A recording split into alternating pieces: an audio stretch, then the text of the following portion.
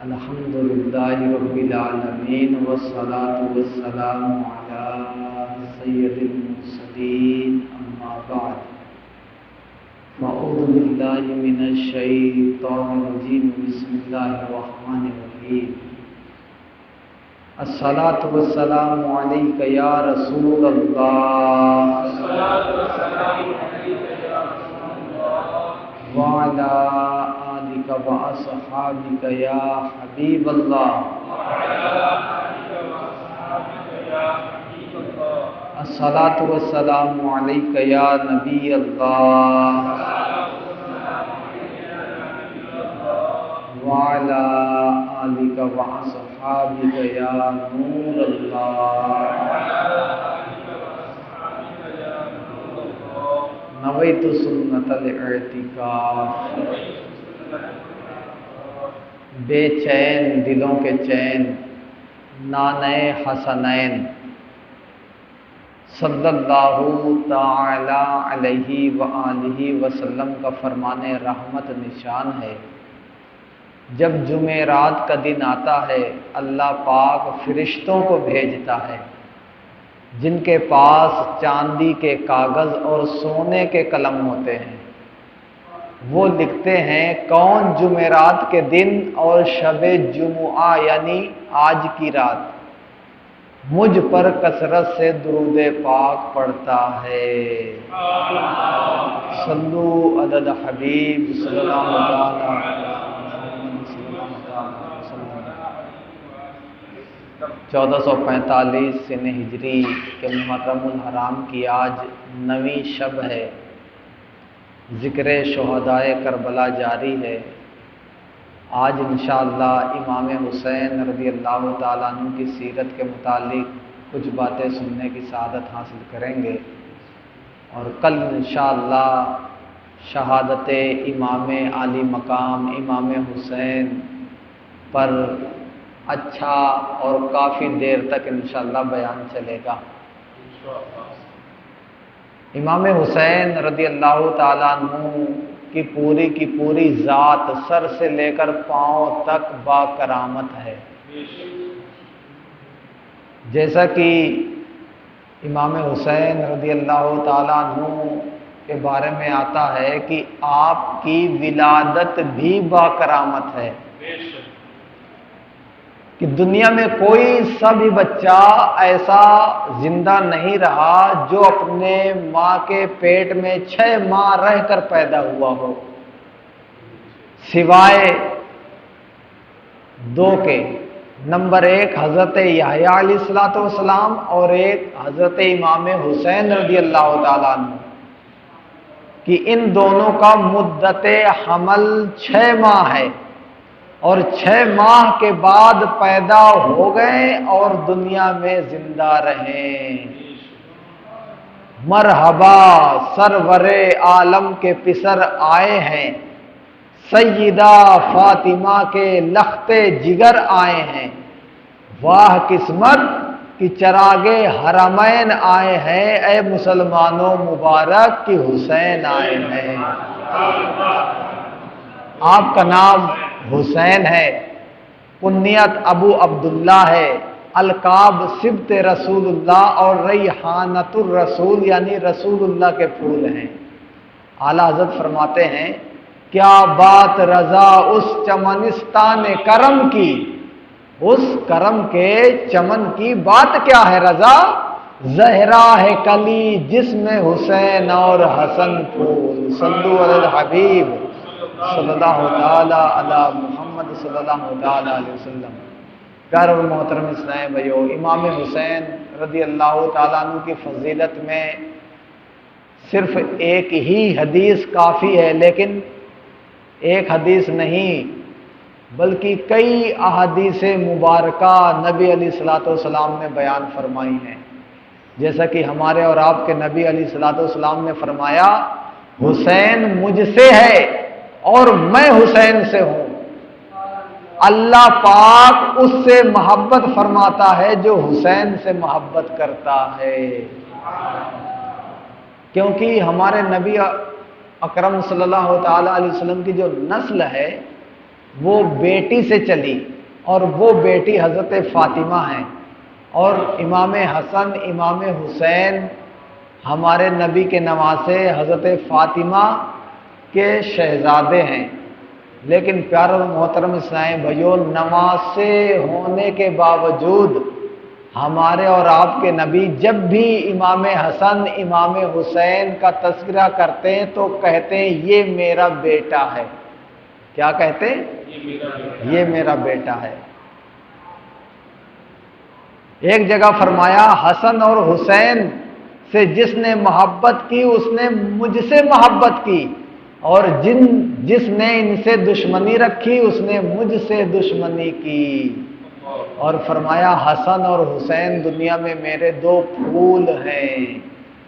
پیارے اور محترم اسلامی بھائیو، یہاں پر ایک سوچنے اور سمجھنے والی بات ہے کہ جس طرح امام حسین کی شہادت 1382 سال سے زیادہ عرصہ شہادت امام حسین کو گزر چکا، 1382 سال گزرنے کے باوجود ہر سال مسلمان تذکرہ امام حسین کرتے ہیں، یاد امام حسین مناتے ہیں، شہادت امام حسین کے نام پر محفلیں رکھتے ہیں۔ حالانکہ امام حسین کے علاوہ ایک نہیں، سینکڑوں نہیں، ہزاروں نہیں، لاکھوں کروڑوں اسلام میں شہداء ہوئے ہیں۔ اور میں یوں کہوں کہ یہ بتائیے کہ باپ کا درجہ بڑا ہوتا ہے کہ بیٹے کا درجہ بڑا ہوتا ہے؟ تو باپ کا ہوتا ہے۔ تو کیا حضرت علی شہید نہیں کیے گئے؟ ہم نے ذکر شہدائے کربلا کے عنوان سے سنا کہ حضرت علی رضی اللہ تعالیٰ عنہ بھی شہید کیے گئے، لیکن حضرت علی کی شہادت کوئی نہیں مناتا۔ فاروق اعظم شہید کیے گئے، فاروق اعظم کی شہادت کوئی نہیں مناتا۔ عثمان غنی رضی اللہ تعالیٰ عنہ بھی شہید کیے گئے، آپ کی شہادت کوئی نہیں مناتا۔ بلکہ کسی مسلمان سے پوچھ لو کہ امام حسین رضی اللہ تعالیٰ عنہ کے بھائی جان بھی شہید کیے گئے، وہ کب شہید کیے گئے نہیں معلوم۔ ان کے والد محترم امیر المؤمنین حضرت علی المرتضی شیر خدا رضی اللہ تعالیٰ عنہ بھی شہید ہوئے، کب شہید ہوئے کوئی مسلمان بتا نہیں پاتا۔ لیکن امام حسین کے بارے میں پوچھو بچے سے تو وہ بھی کہہ دیتا ہے کہ 10 محرم الحرام کو کربلا میں شہید ہوئے۔ پیارے اور محترم اسلامی بھائیو، کیا وجہ ہے کہ امام حسین کی شہادت مسلمان آج تک یاد رکھے ہیں؟ اگر کوئی یہ کہے کہ امام حسین کی شہادت مسلمان اس لیے یاد رکھتے ہیں کہ امام حسین 3 دن بھوکے اور پیاسے شہید کیے گئے، تو پیارے اور محترم اسلامی بھائیو، اگر 3 دن بھوک اور پیاس کی وجہ سے امام حسین کی شہادت کو یاد کیا جا رہا ہے تو آپ اٹھائیے مسلم شریف، حضرت ابو عبیدہ بن جراح رضی اللہ تعالیٰ عنہ بیان کرتے ہیں کہ ایک جنگ میں نبی اکرم صلی اللہ تعالیٰ علیہ وآلہ وسلم نے صحابہ کرام کو جمع کیا اور جنگ کے لیے بھیجا، اور توشے کے لیے تھوڑی سی کھجوریں عطا فرمائیں۔ وہ سفر 1 مہینہ جانے کا 1 مہینہ آنے کا تھا، کھانے کے لیے نبی علیہ الصلوۃ والسلام نے صرف تھوڑے سے کھجور عطا کیے۔ ابو عبیدہ بن جراح رضی اللہ تعالیٰ عنہ فرماتے ہیں جب ہم جنگ کے لیے روانہ ہوئے وہ کھجوریں لشکر اسلام میں تقسیم کر دی گئی، کسی کے حصے میں 4 کھجوریں آئیں، کسی کے حصے میں 5 کھجوریں آئیں، یہ 4-5 کھجوریں چند دن میں ختم ہو گئی۔ جب کھجوریں بھی ختم ہو گئی، ہمارے پاس کچھ کھانا نہ رہا، اس کھجور کی گٹھلی منہ میں رکھتے، اس کی مٹھاس حاصل کرتے، اسی سے بھوک مٹاتے، اور پھر منہ سے وہ گٹھلی نکال کر اپنے پاس رکھ لیتے تاکہ اگلے وقت پھر کام آئے۔ پیارے اور محترم اسلامی بھائیو، صحابہ کرام نے بڑی قربانی دی ہے دین کے لیے۔ آج جو دین ہمیں گھر بیٹھے مل گیا، یہ بہت آسانی کے ساتھ مل گیا، تو یہ تصور نہ کریں یہ نہ سوچے کہ اسلام کے لیے کچھ نہیں کیا گیا، صحابہ نے بڑی قربانی دی۔ ابو عبیدہ بن جراح کہتے ہیں کہ کئی دن پھانکے پر پھانکے کر کے ہم وہاں پہنچے۔ دشمن نے جب جانا کہ لشکر اسلام آ گیا، دشمن بھاگ گئے، لیکن ہم نے وہاں پر پڑاؤ کیا، کئی دن پڑاؤ کیا، سمندر کا کنارہ تھا۔ ایک دن جب انتہا کی بھوک لگی اور ہم شدید پریشان ہو گئے تو اللہ کی قدرت کی سمندر سے مچھلی آتی ہے، اور وہ مچھلی اتنی بڑی تھی کہ اس کے ایک کانٹے کے اندر سے ایک اونٹ گزر جائے۔ ہم نے اس مچھلی کا گوشت کھایا، کچھ اپنے پاس رکھا، پھر ہم مدینہ منورہ آئے، نبی علیہ الصلوۃ والسلام کی بارگاہ میں عرض کیا، یا رسول اللہ بہت پھانکے پڑے، بہت بھوک کی شدت تھی، لیکن اللہ تعالیٰ نے کرم فرمایا اور سمندر سے ایک مچھلی عطا کیا، اس مچھلی کا گوشت کھا کر ہم نے اپنی جان بچائی۔ نبی علیہ الصلوۃ والسلام نے فرمایا، کیا اس مچھلی کا گوشت اب بھی تمہارے پاس ہے؟ ابو عبیدہ بن جراح کہتے ہیں، یا رسول اللہ تھوڑا سے باقی ہے۔ آپ فرماتے ہیں مجھے بھی دو۔ سرکار کو انہوں نے پیش کیا، سرکار نے بھی نوش فرمایا۔ تو پیارے اور محترم اسلام بھائیو، ابو عبیدہ بن جراح کے اس لشکر کو دیکھیے، ایک دن نہیں، 2 دن نہیں، 3 دن نہیں، ایک ہفتہ نہیں، بلکہ تقریباً 1 مہینہ بھوک اور پیاس کی شدت برداشت کی، اور اس میں سے اور بھی صحابہ اور بھی شہداء کی زندگی کا آپ مطالعہ کیجئے، کئی صحابہ اور شہداء اسلام ملیں گے جو کئی دن بھوک اور پیاس کی شدت برداشت کر کے اپنی جان آفرین کے سپرد کیا۔ تو اگر یہ معیار ہے امام حسین کو یاد رکھنے کا کہ 3 دن بھوکے اور پیاسے رہیں، تو پھر ان شہداء کو کیوں یاد نہیں کرتے جو ایک مہینے بھوکے اور پیاسے رہ کے اپنی شہادت دی؟ تو پتہ چلا 3 دن اور 3 رات بھوک اور پیاس کی وجہ سے ہم ذکر حسین کو یاد نہیں کرتے، نہیں مناتے، پھر کون سی وجہ ہے؟ تو اگر کوئی یہ کہے کہ وجہ یہ ہے کہ امام پاک نے اپنے گھر بھر کو لٹا دیا، قربان کر دیا، اس لیے ہم آپ کی شہادت مناتے اور یاد رکھتے ہیں، تو پیارے اسلامی بھائیوں پھر ایک مرتبہ تاریخ کی کتابوں کا مطالعہ کیجئے، آپ کو کئی شہداء ایسے ملیں گے جنہوں نے بھی اپنے گھر کو قربان کیا لیکن ان کی شہادت آج کوئی نہیں مناتا، تو پھر امام حسین کی کیوں منائی جا رہی ہے؟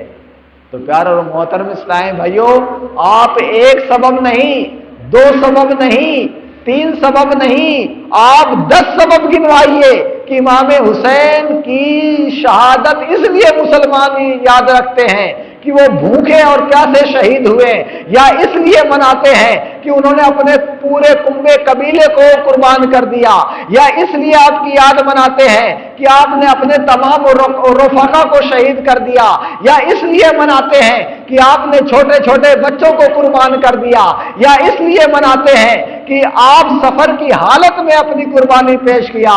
نہیں پیارے اسلامی بھائیوں، یہ سبب نہیں ہے، سبب دراصل یہ ہے کہ شہادت حسین صرف شہادت حسین نہیں ہے، دیگر شہیدوں کی شہادت ان کی اپنی شہادت تھی، حضرت مولا علی کی شہادت ان کی اپنی شہادت تھی، فاروق اعظم کی شہادت ان کی اپنی شہادت تھی، لیکن امام حسین کی شہادت سیرت مصطفیٰ کا ایک باب تھا۔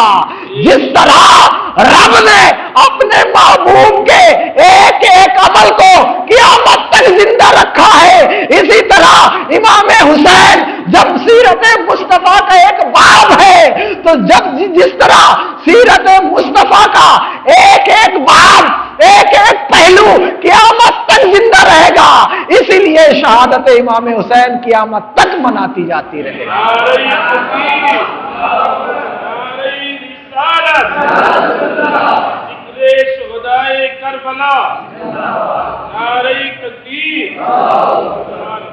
تو امام حسین کی شہادت ان کی اپنی شہادت نہیں ہے، بلکہ یوں کہا جائے کہ یہ شہادت مصطفیٰ کا ایک باب ہے، کیونکہ کفار نے ہمارے اور آپ کے نبی کو قتل کرنے، شہید کرنے کی بڑی کوششیں کی، لیکن اللہ تعالیٰ نے قرآن پاک میں فرمایا واللہ یعصمک من الناس، اے محبوب اللہ آپ کی حفاظت کرتا ہے لوگوں سے۔ یعنی اللہ پاک نے قرآن پاک میں فرما دیا کہ اے محبوب آپ کو کوئی شہید نہیں کر سکتا۔ اب سرکار کو تو کوئی شہید کرنے سے رہا، لیکن آپ دیکھیں شہادت ایک نعمت ہے۔ شہادت کیا ہے؟ ایک نعمت ہے، ایک فضیلت ہے، ایک درجہ ہے، ولایت سے بڑھ کر ایک درجہ ہے۔ اب یہ بتائیے کہ تمام فضیلتیں، تمام مراتب، تمام نعمتیں کن کے در سے ملتی ہیں؟ نبی کے در سے ملتی ہیں۔ امتی کو جو بھی فضیلت ملتی ہے وہ نبی سے ملتی ہے۔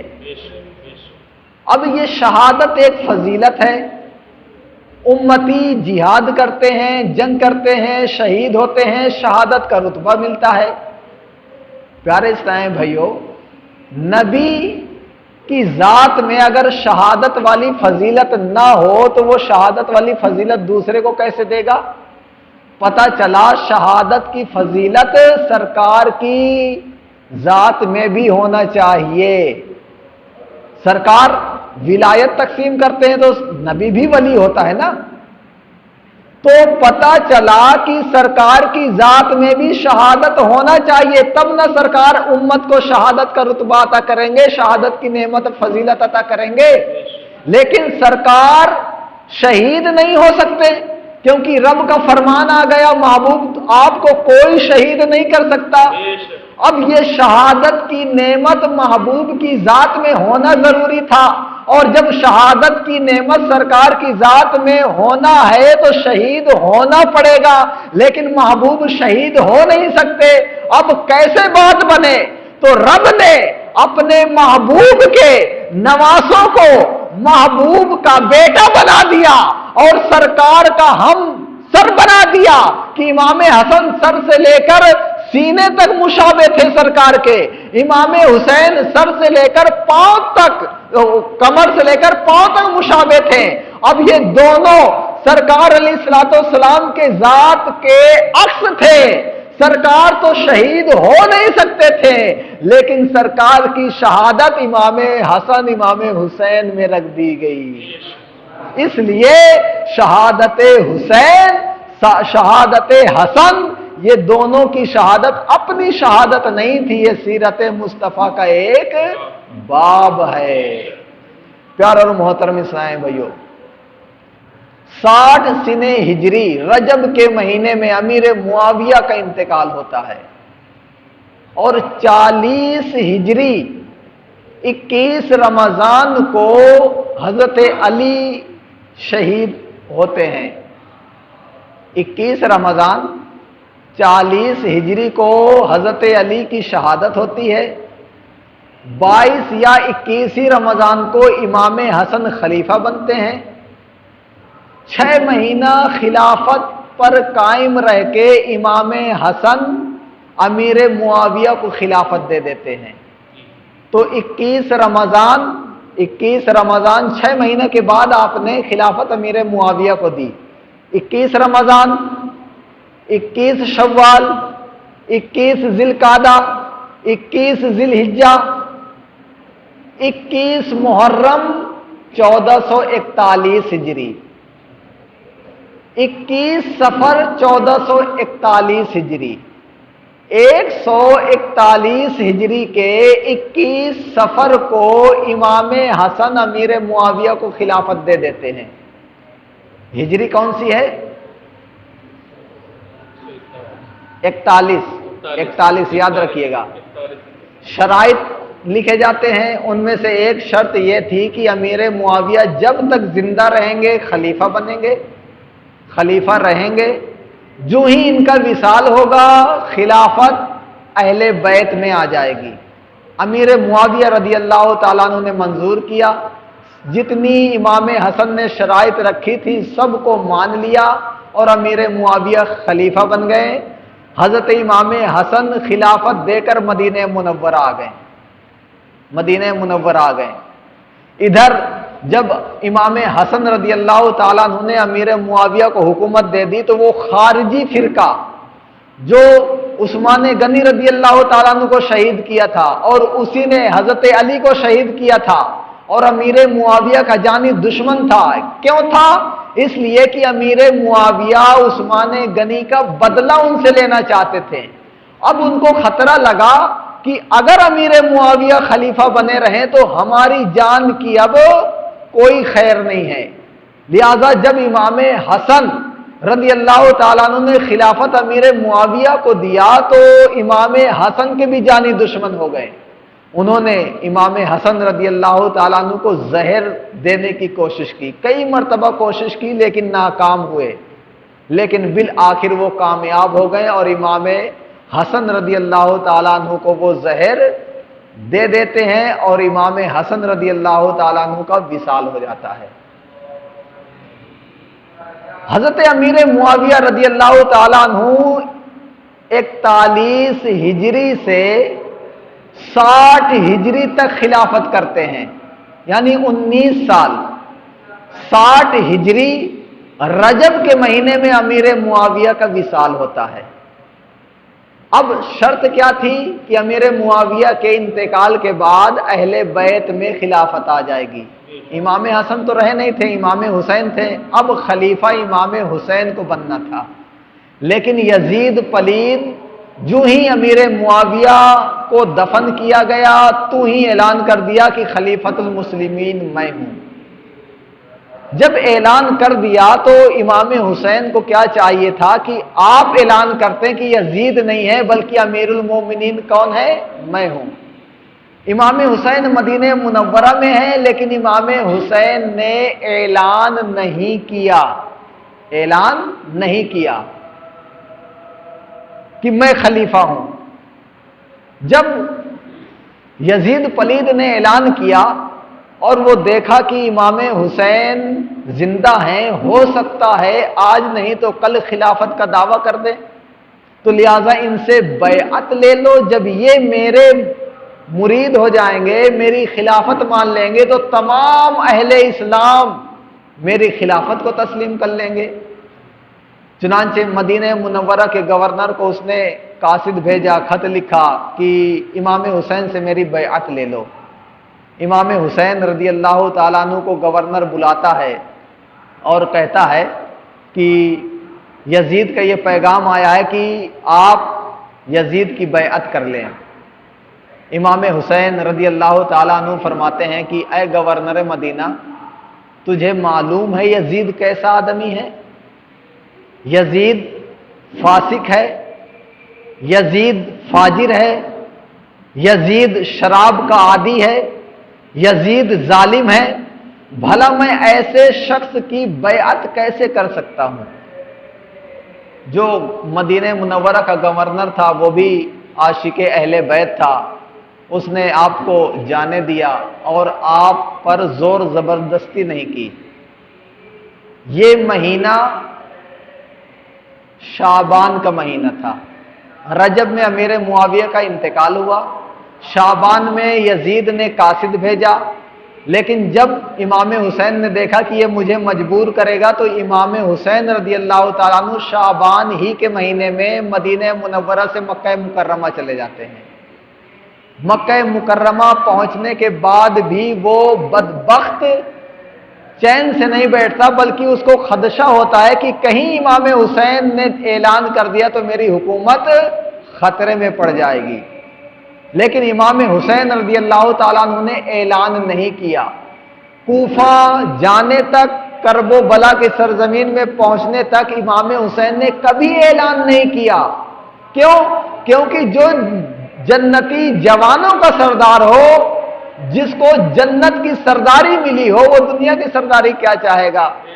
اور امام حسین رضی اللہ تعالیٰ عنہ پہلے بھی مسلمانوں کے دل کے راجا تھے تاجدار تھے اور آج بھی ہیں، قیامت تک رہیں گے۔ لیکن پیارے اور محترم اسلام بھائیو، یہاں پر تھوڑی سی بات سوچنے والی ہے کہ امام حسین نے یزید کی بیعت کیوں نہ کی؟ اس لیے نہیں کی کہ وہ فاسق تھا، وہ فاجر تھا، وہ ظالم تھا، وہ شرابی تھا، وہ زانی تھا، وہ احکامات الہیہ کو بدلنے والا تھا، وہ سنت مصطفیٰ کو مٹانے والا تھا، اس لیے امام پاک نے اس کی بیعت نہیں کی۔ اور امام حسین رضی اللہ تعالیٰ عنہ نے یزید پلید کی 7 بری عادتوں کو بھی بیان فرمایا کہ نمبر 1 یزید فاسق ہے، نمبر 2 یزید شرابی ہے، نمبر 3 یزید ظالم ہے، نمبر 4 یزید رحمان کی اطاعت چھوڑ کر شیطان کی پیروی کرنے والا ہے، نمبر 5 یزید فساد پھیلانے والا ہے، نمبر 6 یزید اللہ پاک کی حدود کو پامال کرنے والا ہے، نمبر 7 یزید اللہ پاک کی حلال کی ہوئی چیزوں کو حرام اور حرام کی ہوئی چیزوں کو حلال ٹھہراتا ہے۔ لیکن پیارے اور محترم اسلام بھائیو، ذرا غور کیجئے، ہم حسینی ہونے کا دعویٰ کرتے ہیں، امام حسین نے فرمایا یزید ظالم ہے، اس لیے میں اس کی بیعت نہیں کروں گا۔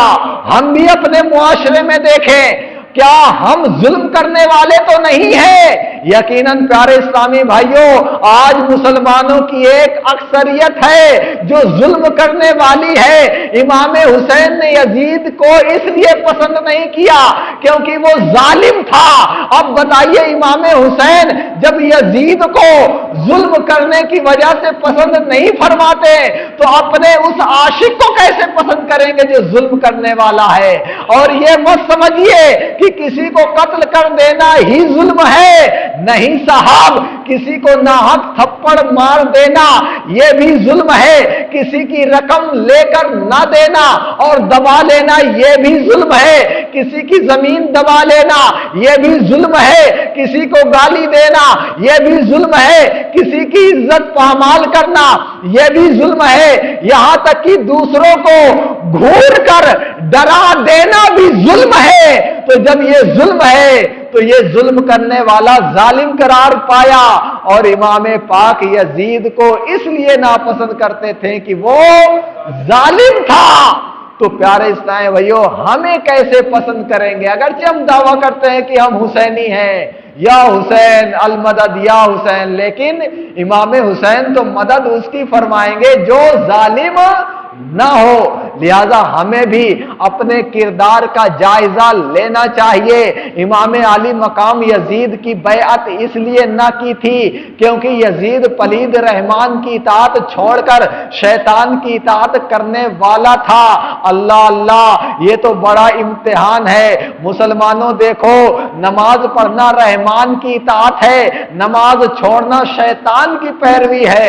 آج کتنے لوگ نماز پڑھتے ہیں، ہم حسین حسین تو کرتے ہیں لیکن نماز ایک وقت کے نہیں پڑھتے۔ تو یزید بھی اللہ کی اطاعت چھوڑ کر شیطان کی پیروی کرنے والا تھا۔ جو نماز نہیں پڑھتا وہ بھی اللہ کی اطاعت چھوڑ کر شیطان کی پیروی کرنے والا ہے۔ پتہ چلا وہ حسینی نہیں یزیدی ہے۔ اگر ہم امام حسین کا دم بھرتے ہیں تو ہمیں حسینی بننا چاہیے۔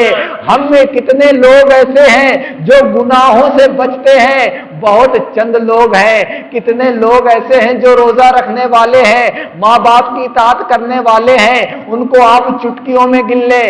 لیکن پیارے اور محترم اسلامی بھائیوں، معاشرے میں آپ دیکھ لیجئے، جھوٹ بولنے والوں کی تعداد ایک بھاری تعداد ہے، غیبت کرنے والوں کی تعداد ایک بھاری تعداد ہے، چغلی کھانے والوں کی تعداد ایک بھاری تعداد ہے، وعدہ خلافی کرنے والوں کی تعداد ایک بھاری خلاف ہے۔ تو وعدہ خلافی کرنا یہ شیطانی کام ہے، جھوٹ بولنا یہ یزیدیوں کا کام ہے، غیبت کرنا یہ کردار یزید کا نام ہے، چغلی کھانا کردار یزید کا نام ہے، وعدہ خلافی کرنا یہ کردار یزید کا نام ہے، گالی گلوچ کرنا یزید کی عادت ہے۔ یہ سب گناہ ہے، شیطان کی پیروی ہے۔ لیکن ہم میں سے کتنے لوگ ایسے ہیں جو ان گناہوں میں मुलव्विस हैं। लिहाजा प्यारे और मोहतरम इस्लामी भाइयों, ठंडे दिल से हमें थोड़ा से सोचना है कि हुसैनी कौन है, यजीदी कौन है। कहीं ऐसा ना हो कि भेड़िए की शक्ल में हम शेर बनने की कोशिश करें और शेर तो ना बन सके, लेकिन जब हमारा पोल खुले तो बड़ी शर्मिंदगी हो। यानी प्यारे इस्लामी भाइयों, हम तो दुनिया में अपने आप को हुसैनी कहलाते रहें, लेकिन काम यजीदी वाले करते रहें, और मरकर जब कब्र में जाएंगे तो पता चला, पोल खुला कि साहब हम तो हुसैनी में थे ही नहीं, हम तो यजीदियों में से हैं, क्योंकि हम तो सारी जिंदगी यजीदियों वाले काम करते रहे, हम तो हुसैनी वाले काम तो एक न किया। नमाज छोड़ना हमारा शियार है, गिबत करना हमारा शियार है, गुनाहों का इर्तिकाब करना हमारा शियार है। कौन सा ऐसा गुनाह है जो आज मुसलमान नहीं कर रहे हैं? किसी एक यहूदी ने एक बड़े आलिम से मुलाकात करते वक्त कहा था, मेरा बड़ा दिल चाहता है कि मैं मुसलमान हो जाऊं। उन्होंने कहा, जब दिल चाहता है तो मुसलमान क्यों नहीं हो जाते?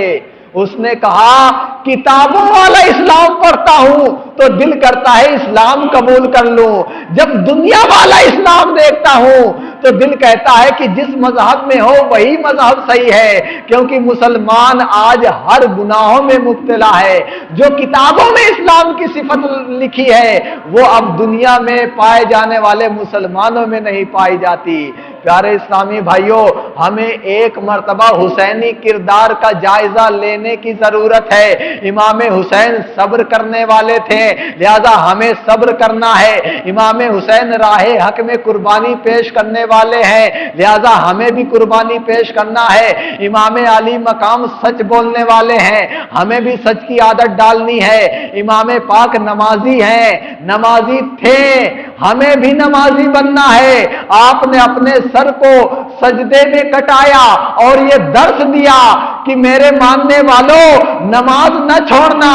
लेकिन प्यारे इस्लामी भाइयों, आज हम नमाज एक नहीं पढ़ते।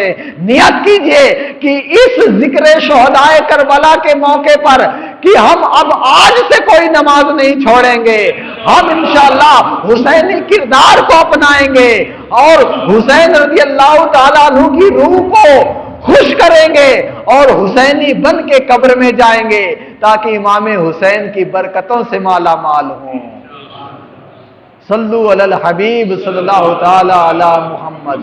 प्यारे और मोहतरम इस्लामी भाइयों, इमाम हुसैन रज़ियल्लाहु ताला अन्हु को कूफे वाले खत पर खत भेजते हैं कि ए हुसैन, आप कूफा जाइए, हम आपकी बैअत करेंगे और यजीद से मुकाबला करेंगे। हजरत इमाम पाक देख चुके थे कि यही कूफा वाले हैं जो उस्मान गनी रज़ियल्लाहु ताला अन्हु को शहीद करने में शामिल रहे। हजरत अली को भी शहीद किया, इमाम हसन को भी जहर दिया। आप एतिमाद नहीं करते थे, लेकिन कई खुतूत उन्होंने भेजे। तब आप अपने भाई हजरत इमाम मुस्लिम को भेजते हैं कि आप जाइए और कूफे के हालात का जायजा लीजिए, अगर सही हालात हो तो मुझे लिख भेजिएगा, मैं भी आ जाऊंगा। इमाम मुस्लिम जाते हैं, अपने दोनों शहजादों के साथ जाते हैं। जब कूफा पहुंचते हैं, उनकी खातिरदारी होती है। इमाम हुसैन की जानिब से आप लोगों से बैअत लेते हैं, काफी लोग आपकी बैअत कर लेते हैं। आप माहौल को खुशगवार देखते हैं कि ये तो बड़े मोहब्बत करने वाले हैं। आप इमाम पाक को लिख भेजते हैं कि माहौल सही है, आप आ जाइए। वो महीना बकरीद का महीना था। इमाम हुसैन मक्का मुकर्रमा में है और बकरीद की 9 तारीख से मक्का मुकर्रमा में हज शुरू हो जाता है। बकरीद का चांद नजर आ गया। इमाम हुसैन को खत मिला इमाम मुस्लिम का कि हुजूर आ जाइए, यहाँ के लोग सही हैं, इतने इतने लोगों ने बैअत कर लिया है, माहौल साजगार है, आप तशरीफ ले आइए। इमाम हुसैन अपने घर वालों से मशवरा करते हैं। मशवरे में यह तय पाता है कि ठीक है, हम कूफा कूच कर जाते हैं। मक्का मुकर्रमा हाजियों से भरा हुआ है। کیونکہ ایک ہی تاریخ سے حاجی آنا شروع ہو جاتے ہیں۔ کعبہ معظمہ دلہن کی طرح سجا ہے، دنیا کے کونے کونے سے لوگ مکہ مکرمہ آ رہے ہیں۔ امام پاک مکہ مکرمہ سے کوفہ کی جانب جانے کی تیاری کر رہے ہیں۔ حضرت ابن عباس آتے ہیں اور عرض کرتے ہیں، اے نواسہ رسول، آپ کوفہ جا رہے ہیں، آپ کو نہیں معلوم کہ وہ کیسے لوگ ہیں؟ وعدہ خلافی کرنے والے لوگ ہیں، آپ وہاں نہ جائیے، ہمیں ڈر ہے کہ کہیں وہ آپ کو بھی نہ شہید کر دیں۔ اور ادھر حج کا موسم ہے، لوگ دنیا کے کونے کونے سے مکہ مکرمہ آ کر حج کرنے کے لیے آ رہے ہیں، اور آپ یہاں سے حج کیے بغیر جا رہے ہیں۔ امام علی مقام نے فرمایا، اے لوگوں، ایک حج تم بھی کرو گے، ایک حج میں بھی کروں گا۔ تم خانہ کعبہ کے چکر لگاؤ گے، میں کربلا میں نصب کیے ہوئے خیموں کے چکر لگاؤں گا۔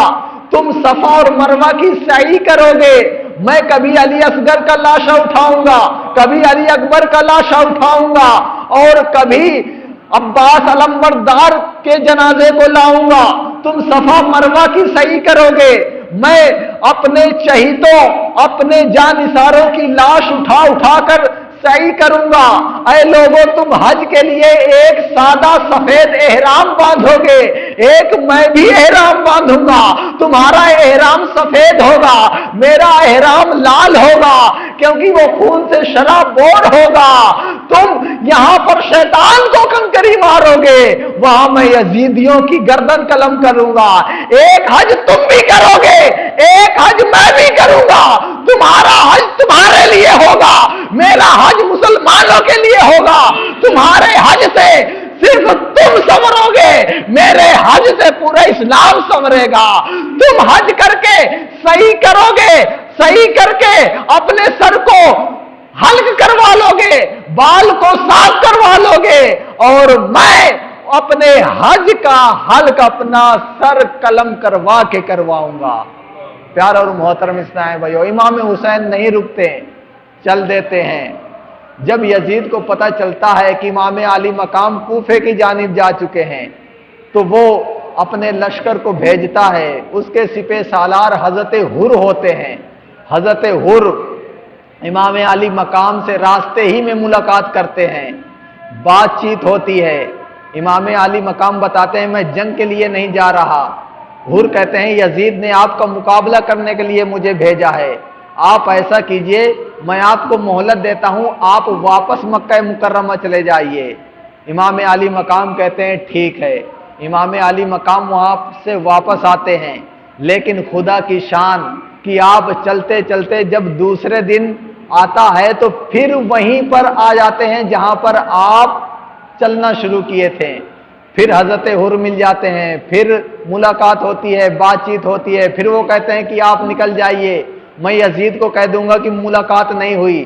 آپ پھر رات بھر چلتے ہیں، لیکن صبح دیکھتے ہیں کہ وہیں پر آ کر ٹھہر جاتے ہیں۔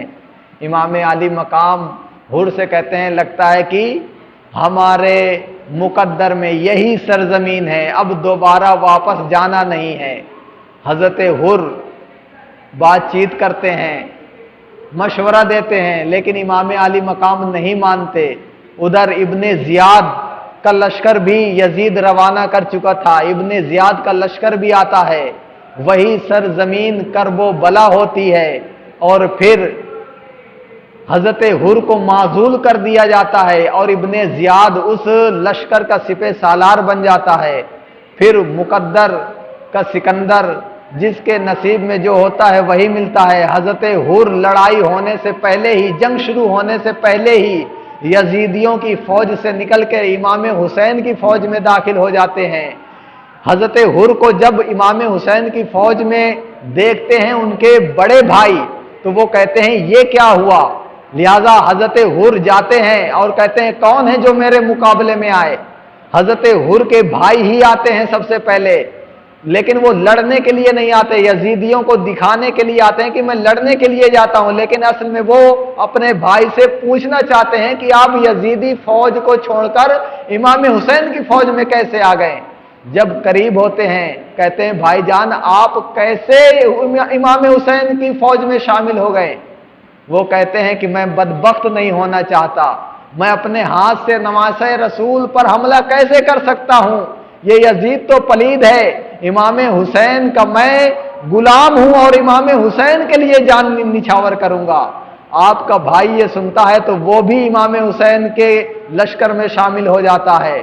حضرت حر کا ایک غلام تھا، وہ بھی جب یہ دیکھتا ہے تو وہ بھی ادھر آ جاتا ہے۔ یہ تینوں افراد امام حسین کے لشکر میں آ جاتے ہیں۔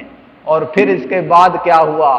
پھر اس کے بعد انشاءاللہ کل ہم مختصر انداز میں نہیں بلکہ تفصیلی انداز میں سنیں گے کہ کربلا میں کیا کچھ ہوا۔ اللہ تعالیٰ کی بارگاہ میں دعا ہے کہ ہمیں عمل کرنے کی توفیق عطا فرمائے۔ امام حسین رضی اللہ تعالیٰ عنہ کی شہادت